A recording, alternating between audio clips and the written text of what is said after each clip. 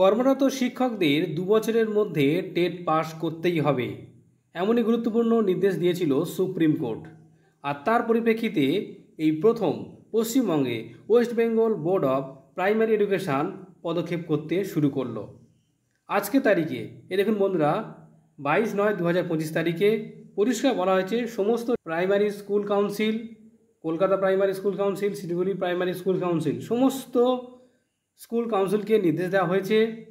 কি বলা হচ্ছে যে সিভিল অ্যাপিল নম্বর 1385 এবং 2025, যেটা আঞ্জুমান ইসরাত ই তালিম trust versus the state of Maharashtra and others, যে মামলাটি হয়েছিল, এবং তার পরিপ্রেক্ষিতে সুপ্রিম কোর্ট 1/9/2025 তারিখে যে নির্দেশ দিয়েছিল, তার পরিপ্রেক্ষিতে বলা হচ্ছে যে শিক্ষকদের টেট বাধ্যতামূলক।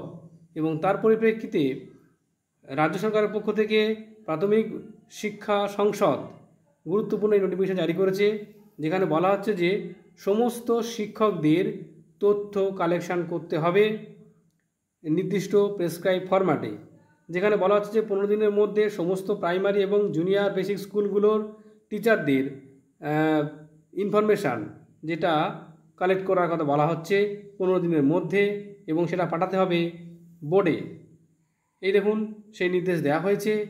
এবং এই দেখুন secretary West Bengal board of primary এডুকেশনের পক্ষ থেকে, যেখানে প্রোফার্মাও দিয়ে দেওয়া হয়েছে। পরিষ্কার বলা হচ্ছে যে এখানে SL number, district, circle, name of the teacher, designation, employee ID, date of birth, date of joining, তারপরে ডেট অফ রিটায়ারমেন্ট, একাডেমিক এবং ট্রেনিং কোয়ালিফিকেশান।